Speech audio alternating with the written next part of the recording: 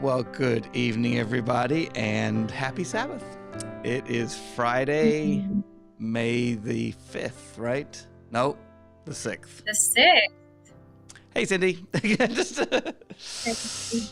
I've for a long time I thought this Sabbath was May the 6th. I kept announcing it, planning it all around May the 6th, and people have to keep telling me, I think you mean the 7th, otherwise we go to church on Friday. So yeah, happy Sabbath, May the 6th. So as we come together to bring Sabbath in, and we hope and pray that it will be a blessing. I got a quote from Mark Buchanan that says, most of the things that we need to be fully alive do not come in busyness, but they actually arrive No. to us in the midst of rest.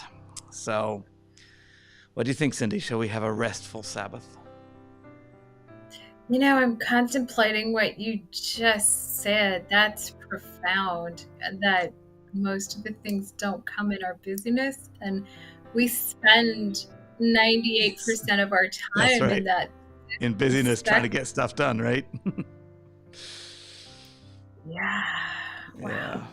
Yeah. It's almost counterintuitive. The way we've been brought up, the harder you work, the more you will achieve.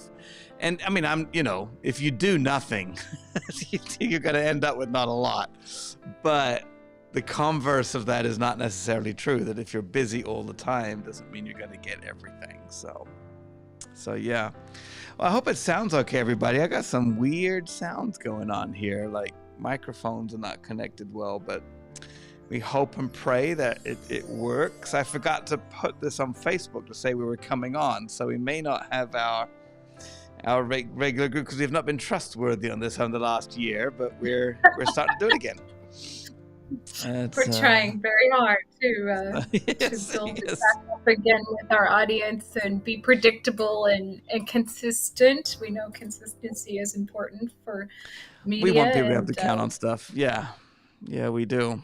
Well, who are we praying? What are our 3 candles for tonight? If I put me over here, you'll see we have our candles lit already tonight. Saves me bending we're around good to go. backwards to try and light them. But Cindy, what are we praying for tonight? What are our 3 things? I am definitely wanting to remember mothers. It's Mother's Day in America. I'm not sure if it's Mother's Day all over the world, but it is Mother's Day Most in of the the world's had United Mother's Day already, but you're right. US, it's Mother's Day this weekend. It's Mother's Day. So I want to remember our mothers. Anyone who's ever been a mother understands that you walk around the rest of your life with your heart literally outside your body. And if you have multiple children, you you split that heart in various ways, and you're never ever the same once you're a mother. I think it's the most profound thing ever. So we're definitely praying for our mothers, also praying for those that graduate this weekend. It seems like at least my social media feed is showing a lot of graduations that are either coming or being conducted this weekend, and or preparations for such. So we want to remember those people, and especially remember That'll be those that fun. are maybe just under the wire and waiting on one exam or one particular score to find out if they graduate. So we want to also some surprises there. I know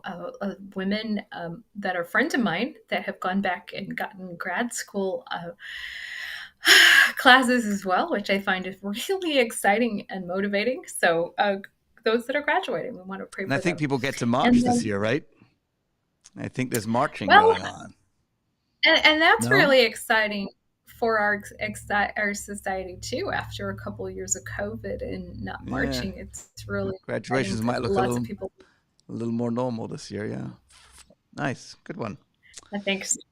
And And thirdly? the last one, I want to pray for those under chronic stress. As I talk to people, there's a lot of people that are under chronic stress, and by that I mean that they're dealing with situations that are uh, ongoing and have Yeah, taken even a year or two um, to navigate. And those there are people that have health issues that are navigating those, and it's people that stressful. have financial issues that aren't just here today, gone tomorrow.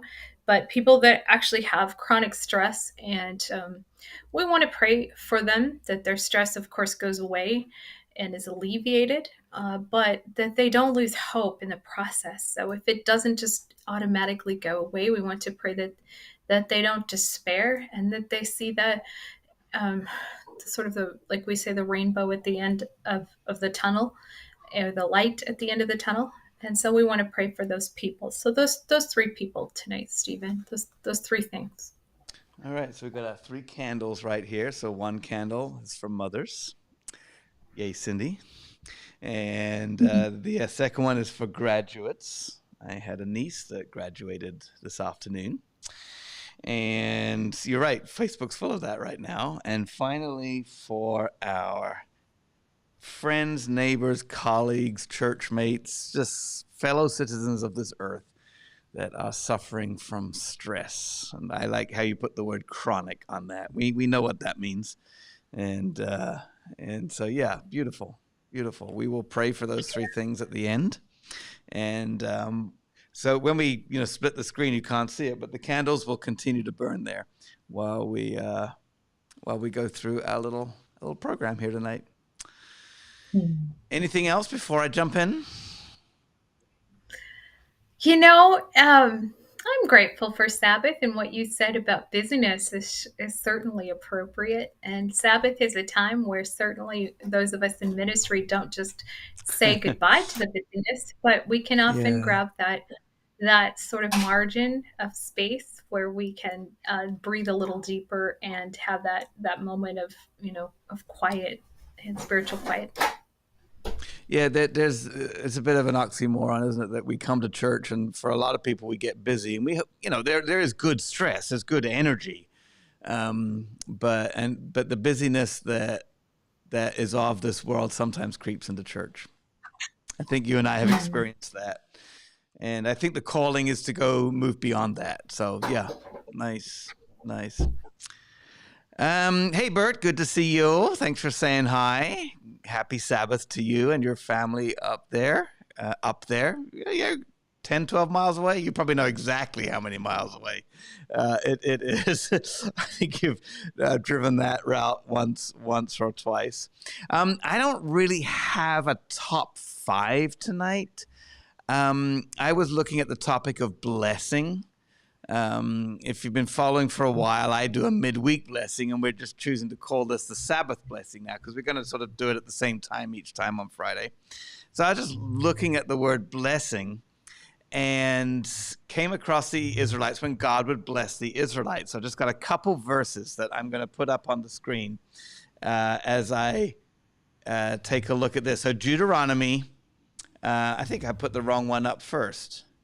So I'm going to take that away and put this one up. Deuteronomy 1. No, I had it the right way around. It's see, everything goes better, Cindy, when the screens look like this. So Deuteronomy 28 verse 2 says this: "You will experience these blessings if you obey the Lord your God." So when God made the Israelites his people, he was stating the fact that you'll be my people, and if you live the way I command you or direct you, I will show the world what my blessing is like, and I'll show that to you. But you got to live my way. Otherwise, the blessing will be given for living someone else's way, and that's going to ruin the whole point altogether. So he says to his people right here at the end of Deuteronomy 28, verse 2, if you will experience all these blessings, you will experience all these blessings if you obey the Lord, your God. And so just to sort of make that a little bit more fleshed out, Deuteronomy 1, 35 to 36, not one of you from this wicked generation will live to see the good land I swore to give your ancestors, except Caleb, the son of He will see this land because he has followed the Lord completely. I will give him and his descendants some of the very land he explored during his scouting mission. So the whole idea here is that God wants to show the world how he works. And if we live his way, he longs to bless us and show the world what his blessing looks like. But he only had that one person. We know there was two, because Joshua went into the promised land too. So there was two out of all those people who left Egypt. There are only two that were able to come in and receive the blessing that God longed, the promised land that God longed to give his people. And I think he longed to bless his people. It's just he couldn't bless them because that would show the world that he could just go anyway and it will just be fine. And it's not how God works. It's not how anything works. It's not how life works, which is why Jesus had to come and sacrifice and give himself for us. So the blessing that we're looking for tonight, maybe if you really want a blessing on this Sabbath, just follow the instructions of God. And God gives instructions for Sabbath too. So follow those instructions and see if maybe that really amazing blessing from God might come your way. So that's what I have to add for tonight, which I suspect fits with the main thrust of Proverbs too. That was not lost on me, but I went to Deuteronomy instead. So that's my little. Oh, Mary's here. Mary Zapata's here. She just said hi too. So nice to see you. I just love what you said.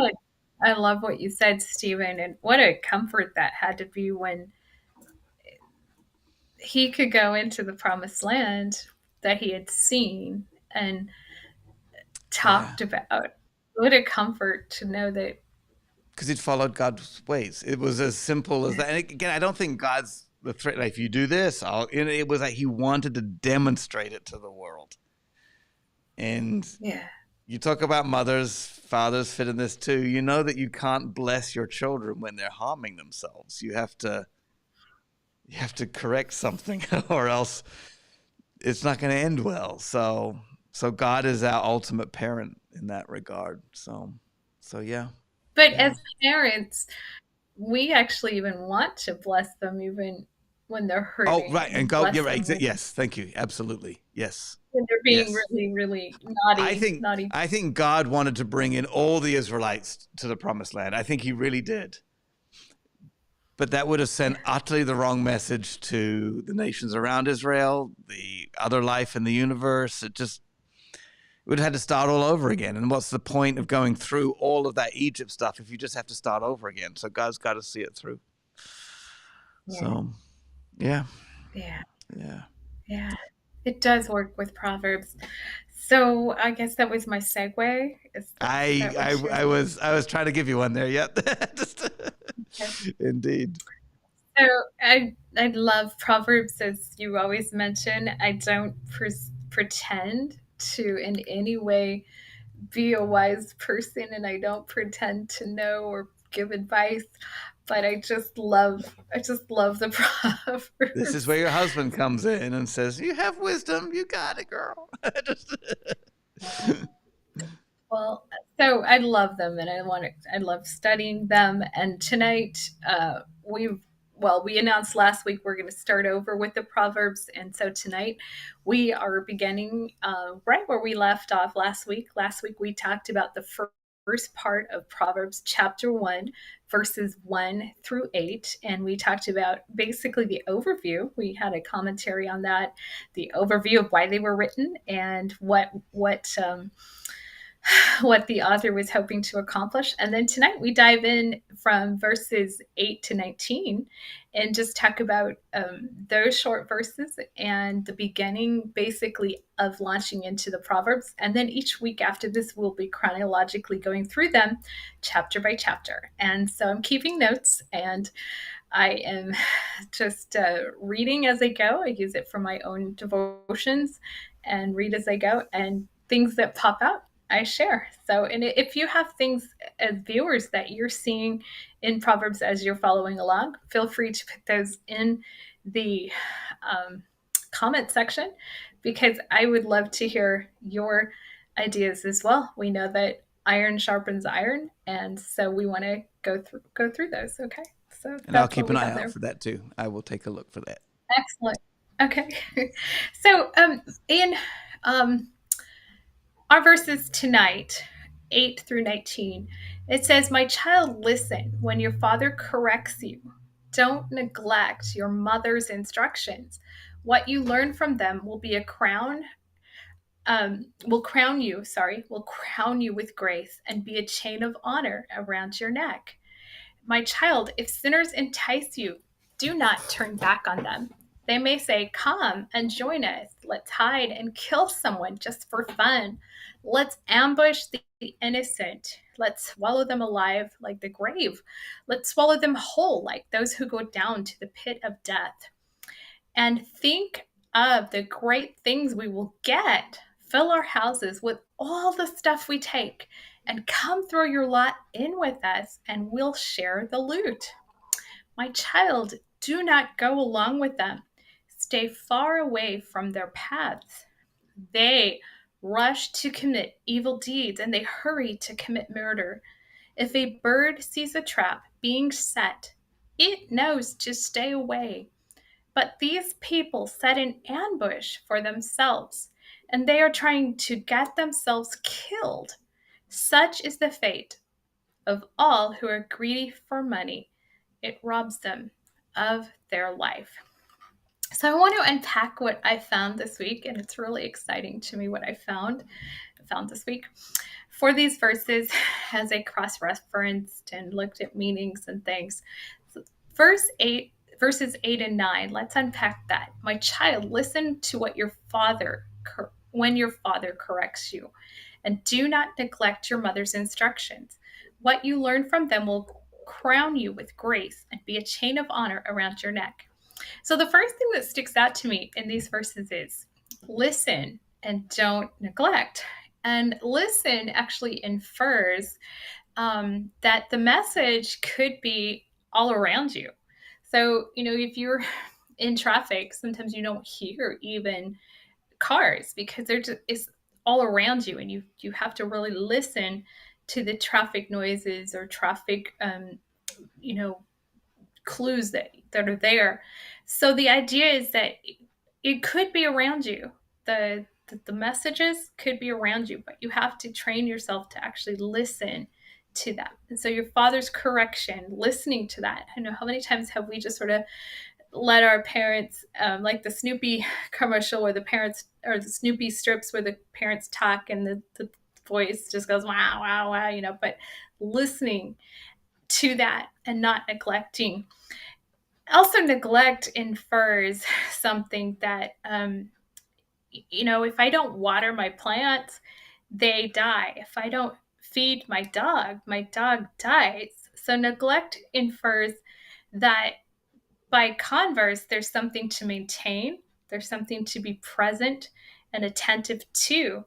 It's interesting too that neglect is a verb, but it's kind of like the unverb, because it's a verb that this is like to not do something. So it's a verb, but it's a verb to not do something, which I find kind of an oxymoron. It's kind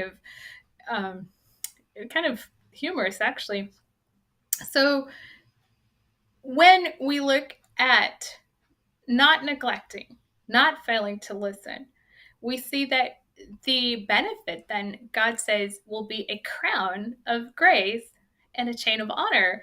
So if you look at what grace is, I was looking at the definition, and grace is really a simple elegance. So if you're graceful, it's a refined moment of being able to move gracefully, or skate gracefully in the Olympics, or run gracefully, or move through the great water gracefully without effort.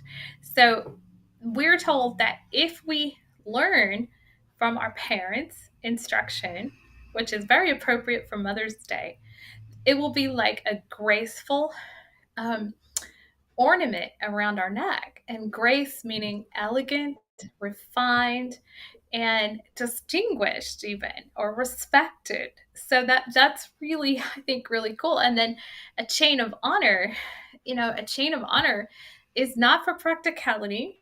It's a chain that sparkles. It's a chain that's made to enhance and add to and enhance. So we know that if we listen to our parents' instruction, that is wise, then we are told we will have grace or respect, and we'll have a chain of honor around us.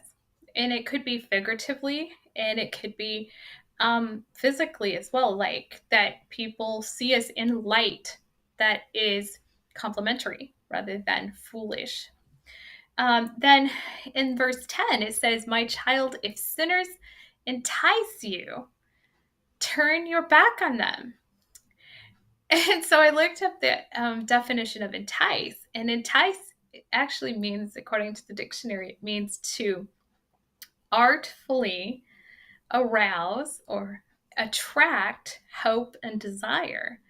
So you're arousing hope and desire. So we know that these sinners are attracting by their hope and desire. So they're putting together something that says, if you do this, your desire will be met, or this hope will be met. There's a promise of something in exchange for this, which I find pretty interesting and in the enticing. And they're putting some bait in there. So um, then it's interesting because the Bible's saying turn your back on them, which infers a pragmatic rejection. When you turn your back on something, if a politician has his supporters turn their back on him, they're not backing him anymore. They're not supporting him anymore. If your stakeholders turn your back on your project, they're no longer advocating for you. So it's literally saying to us, turn your back on these evil people, reject them, reject them. Okay, this I find so interesting. I want to study this probably all my life. What I find so interesting is these evildoers are always referred to in Proverbs as they. They, them, these. It's always plural usage. So I find that so interesting that rarely do we find someone acting alone to entice, to promise falsely, to enact evil desires, to enact and jumpstart those evil passions. We find people are most often going to be seduced by a group to do evil. And it seems um, like in the Holocaust, they said that good people would do more evil as groups than they would singularly. So I find that really interesting. It keeps repeating itself over and over and over and over in the Proverbs. So it seems like there's something to a group mentality that goes beyond what ordinary good people will do on their own. And we find that right here. We find they, verse 11, they say to come join us. So it's just interesting too. In verse 10, it says, let's hide and kill someone just for fun. Let's ambush. And who are they ambushing? They're ambushing the innocent. They're not ambushing themselves yet. They do later, but yet they're not. They are ambushing their innocent. So they're going after the innocent, the naive, the pure, the good. And I just find that so interesting. Also, too, it's inferring to that they are hiding behind a cloak of something else. So they are promising something in exchange for it. And they never, a thief never comes out right out and says, this is what I'm trying to do to you. Thieves come through the back door always. Your spam always comes through cookies that you're looking at an article that you're interested in, but you're really being spammed. A person called me the other day and was trying to fix my computer online. And I realized my computer wasn't broken, but they were coming in with a pretense to try to do something else. Meanwhile, if I had given them information, bam, that there it was. I heard a lady the other day that was called and they said they needed bank information for her to help her account. And she had given invaluable information. And there she looked. And in the meantime, they were just getting data from her to try and get into her account. So a thief always comes with the pretense of something that they're going to give you or try to help, or they come quietly at night or in the back door, or while you're looking at something else. So that's when a thief comes. I was thinking of my first trip to Venice Beach, and I was watching someone do juggling, and I was a tourist, typical tourist, watching someone juggling. And meanwhile, someone behind me was trying to pickpocket me. So, that's how a thief comes. It comes when you're not paying attention, and when you're going and looking at something else. So they hide behind a cloak of something else. Verse 13, think of the great things we'll get. We'll fill our houses with the stuff we'll take. Come throw your lot with us. Verse 14, and we'll share the loot. Again, that plural usage, they. Again, normal good people do more evil in groups usually than singularly. We can find that over and over again in history and over again in Proverbs. There it's woven again. They. Throw your lot with us. We'll share the loot. So these are promises of other items. So, rob the bank, share part of the bank money. You know, take the boat, get on the cruise with us, rob, and we'll trade. And it's interesting too that again and again, there is always sort of a buy-in. Normal people aren't going to do evil unless there's some cash out of some money, prestige, position, stolen item. So that's what we're seeing, I think, described here. And then in verse 15, it says, my child, which is sort of a term of endearment. My child, God is seeing us as children. Please, my child, don't go along with them. Stay far away from their paths. Verse 15, stay far away from their paths. And I find that interesting because it's inferring a journey. Often a journey starts out just a little rocky, just a little steep.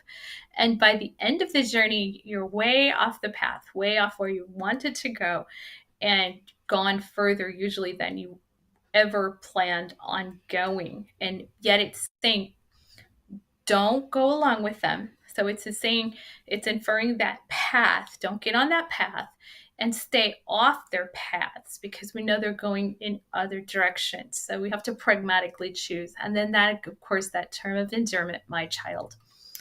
And verse 16, it says they. Again, we see that they, plural usage again. We know this isn't just one shrewd person. This is usually a group again, the mob think. They rush to commit evil deeds, and they hurry to commit murder. And I found this so interesting because they're hurrying. These are not processed, fully vetted decisions, not contextualized beyond several moves, but they're short-term gains, short-term thoughts, and probably not even really processed. And so, but there's a rush. There's always a rush. And it's interesting because I took a training the other day on computer theft, and things that you don't want to click onto certain things and questionable things. And they said that always with questionable items, there's a rush. You must fill this form out right now.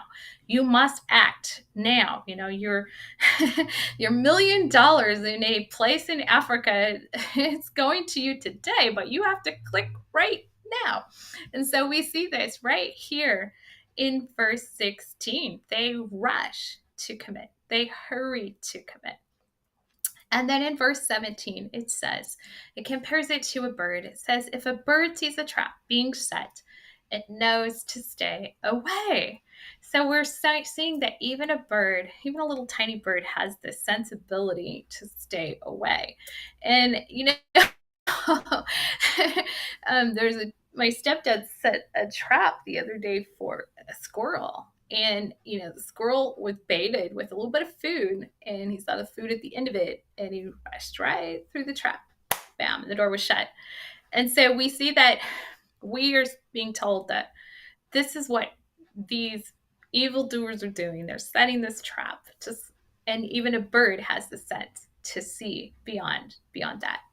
Verse 18, we're closing up here verse 18, but these people, again, we see the plural usage again, set an ambush for themselves, and they are trying to get themselves killed. That's really kind of almost hyperbole. It's so over the top. They're trying to get themselves killed. In other words, we know that there's nothing good coming from this group think at all. Nothing, zero, zilch. And 19, such is the fate of all who are greedy for money. It robs them for life. And I would say it's not just money, but it can be position or ill-gotten fame. It can be things that were not done correctly, but were done in corrupt, coercive ways.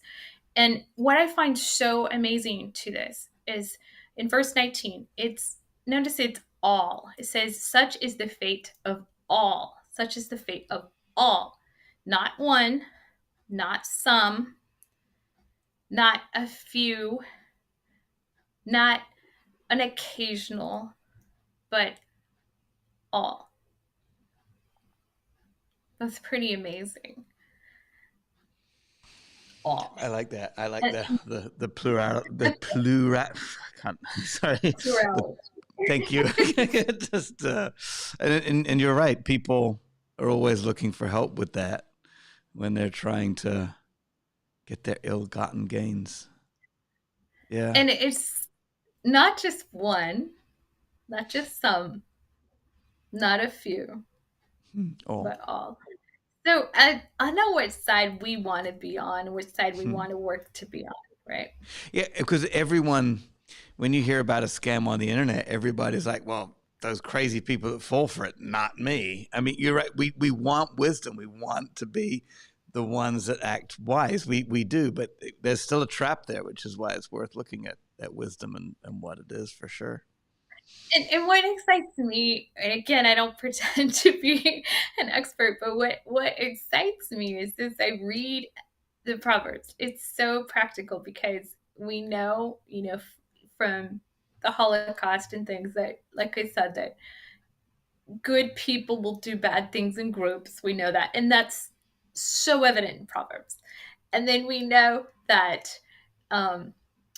in modern day fraud schemes, there's always a rush, do it now before you can through your head, and we see that in Proverbs again. That's what I just find so, I just find these to be riddles. Like, I want to figure them out because they're so full of so many things that we can see today in today's science and modern world that the Bible's showing us. The Bible's saying, okay, if it's a mob think, if it's a quick think, if it's an if it's an ill think, then don't think about doing it, And so this is what I find so. Even when you go to buy a car, they're like, someone else is coming to buy it. You better buy it right now. Or you go to buy plane tickets. There's only 2 left at this price. You've got to do it right now. It just It's the manipulation game for sure.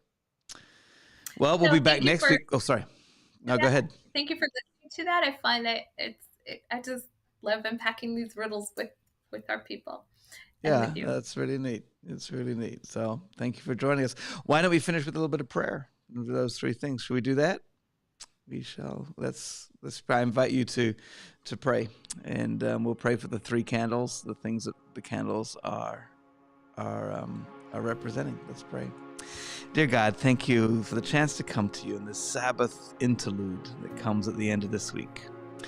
And right now we just think of those that are mothers, our mothers, the people that gave us so much.